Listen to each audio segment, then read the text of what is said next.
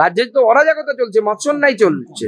শেখ শাহজাহান, সাদ্দাম এদেরকে দেখলে পরে লুটিয়ে পড়ে মাটিতে গড়াগড়ি খায়, প্রভু চরণধুলি দাও বলে। সেই পুলিশ বন্দুকে হাত দিচ্ছে, তো ভাবা যায় না। রোহিঙ্গাদেরকে নিয়ে এসে এখানকার নাগরিক বানায়, ভোটার কার্ড তৈরি করে দেয়, তাদেরকে যদি অ্যারেস্ট করার কথা বলেন আপনারা, তো মুখ্যমন্ত্রী ভোট ব্যাংকের কি হবে?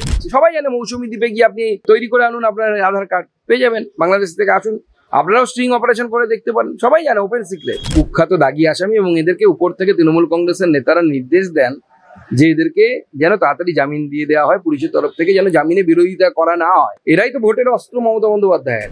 আমাদের সংস্কৃতি কি ছিল আমরা ভুলে গেছি, এবং তৃণমূল কংগ্রেসের দৌলতে এরাই পশ্চিমবঙ্গের সংস্কৃতি। পার্টির মত নরেন্দ্র মোদীর পথ, নরেন্দ্র মোদীর মতই হচ্ছে পার্টির পথ। আমরা পশ্চিমবঙ্গবাসীর ভোট চাই, সংখ্যালঘু সংখ্যাগুরু এরকম কোনো ভোট চাই না। দেখুন, মালদার ঘটনা অত্যন্ত মর্মান্তিক, এবং সব থেকে বড় কথা, একের পর এক যেভাবে পুলিশের উপর হামলা, পুলিশের উপস্থিতিতে আইন নিজের হাতে তুলে নেওয়ার ঘটনা ঘটছে, এই ঘটনাগুলো আমাদের চোখে আঙুল দিয়ে বুঝিয়ে দিচ্ছে রাজ্য প্রশাসনের উপরে, পুলিশ প্রশাসনের উপরে বাংলার সাধারণ মানুষের বিশ্বাস আর নেই।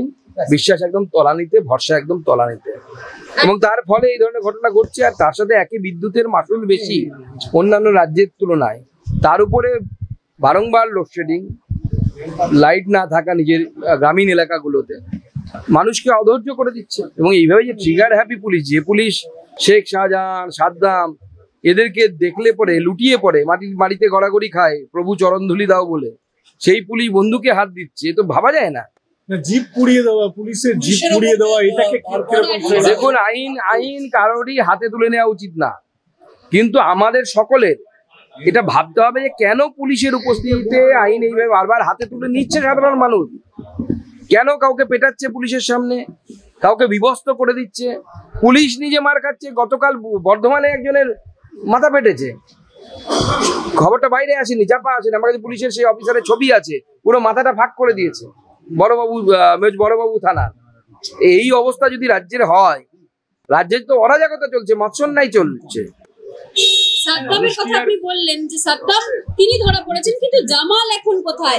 অ্যাডমিনিস্ট্রেশন এখনো জামালকে ধরতে পারছেন না। দেখুন, এই অ্যাডমিনিস্ট্রেশন চাইলে তো ধরতে পারে, চাইতে হবে তো, চাইছে না তো।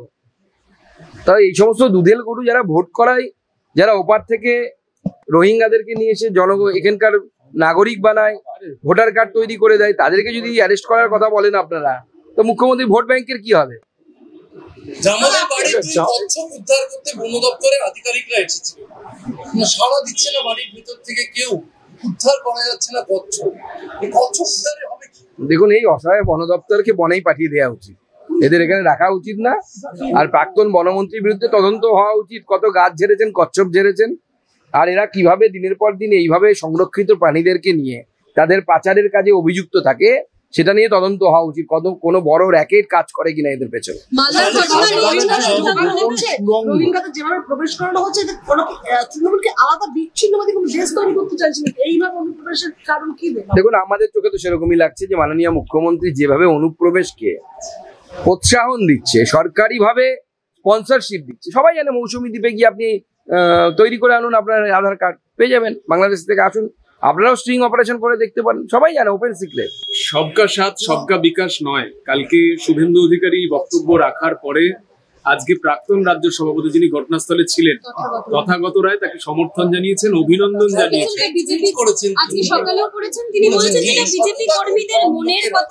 পার্টি স্ট্যান্ড আমরা ক্লিয়ার করে দিয়েছি, যেটা পার্টি স্ট্যান্ড সেটাই হচ্ছে আমাদের সকলের স্ট্যান্ড।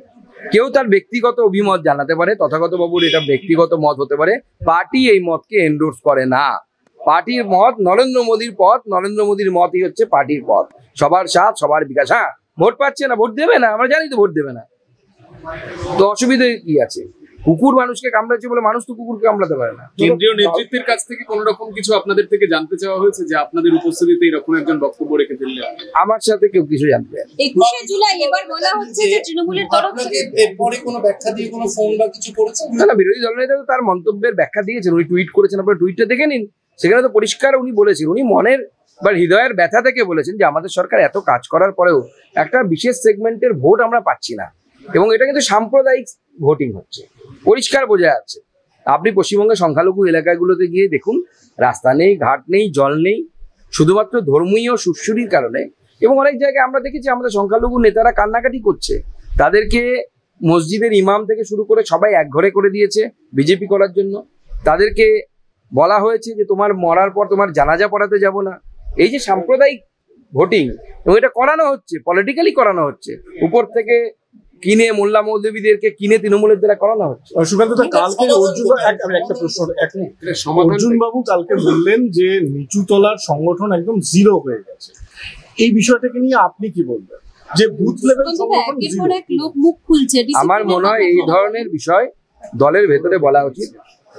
যে কোনো জায়গার যদি সংগঠন জিরো হয়ে যায় তাহলে সেই এলাকার নিচুতলার লোকেদের থেকে শুরু করে উপরতলা অব্দি সবার দায়িত্ব না? দায়িত্বটা তো আমাদের। সংবাদ মাধ্যমের সামনে যারা এই ধরনের মন্তব্য করা উচিত নয়। আমরা বারবার বলছি এই ধরনের মন্তব্য করা উচিত নয়।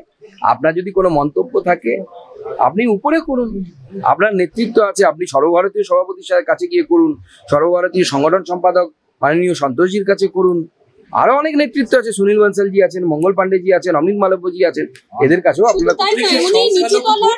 কর্মীদের ডেডিকেশন নিয়ে তাদের সততা নিয়েও প্রশ্ন তুলেছেন। তিনি বলছেন যে ভোটের সময় নিচুতলার কর্মীদের ডেডিকেশন যদি থাকতো বিজেপির এই রেজাল্ট হতো না।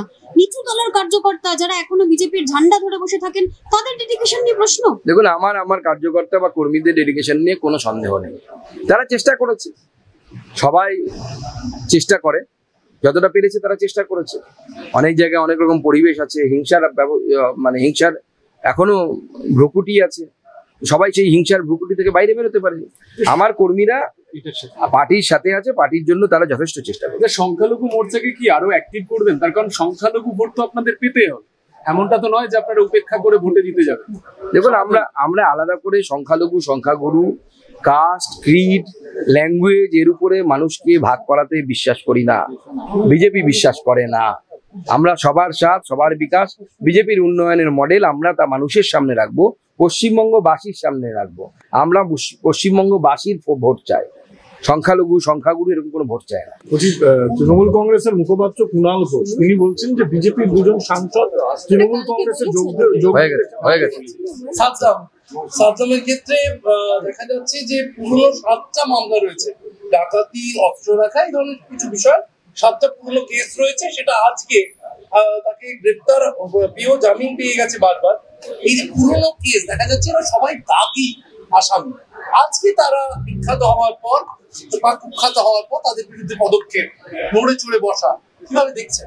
দেখুন, পুলিশ প্রশাসন জানে যে এরা কুখ্যাত দাগি আসামি এবং এদেরকে উপর থেকে তৃণমূল কংগ্রেসের নেতারা নির্দেশ দেন যে এদেরকে যেন তাড়াতাড়ি জামিন দিয়ে দেওয়া হয়, পুলিশের তরফ থেকে যেন জামিনে বিরোধিতা করা না হয়।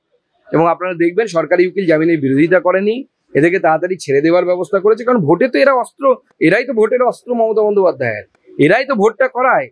তবে না কোনো বুথে 50টা ভোট বিজেপি পাবে আর 650, 850 ভোট তৃণমূল কংগ্রেস পাবে। স্বাভাবিক ভোট হলে তো হবে না সেটা। সালিশি সভার যে জামাল, তিনি প্রতারণার অভিযোগ উঠে আসছে। 2020 থেকে 65 লক্ষ টাকা তিনি হাতিয়েছেন একজন তৃণমূল কর্মী জামাল। তিনি বিভিন্ন এলাকার মানুষের একজনের থেকে 65 লাখ টাকা বারে বারে উসুল করেছেন, না হলে শিকলে বেঁধে মারধর করবো, এরকম হুঁশিয়ারি দিতেন তিনি। দেখুন, এই ধরনের সালিশি সভার মাধ্যমে তৃণমূল কংগ্রেস বিভিন্ন জায়গায় শরীয়তি কোর্ট স্থাপন করার চেষ্টা করছে এবং তৃণমূল কংগ্রেসের নেতা দ্বারা তৃণমূল কংগ্রেসেরই যারা ভোট ব্যাংক তারা অত্যাচারিত হচ্ছে এবং এরা বিভিন্ন জায়গায় এইভাবে টাকা তোলা থেকে শুরু করে বিভিন্ন ধরনের অবৈধ কার্যকলাপে যুক্ত। মমতা বন্দ্যোপাধ্যায়ের সম্পদ হচ্ছে এরা। পশ্চিমবঙ্গ একসময় আমাদের সংস্কৃতি কি ছিল আমরা ভুলে গেছি এবং তৃণমূল কংগ্রেসের দৌলতে এরাই পশ্চিমবঙ্গের সংস্কৃতি হয়ে গেছে।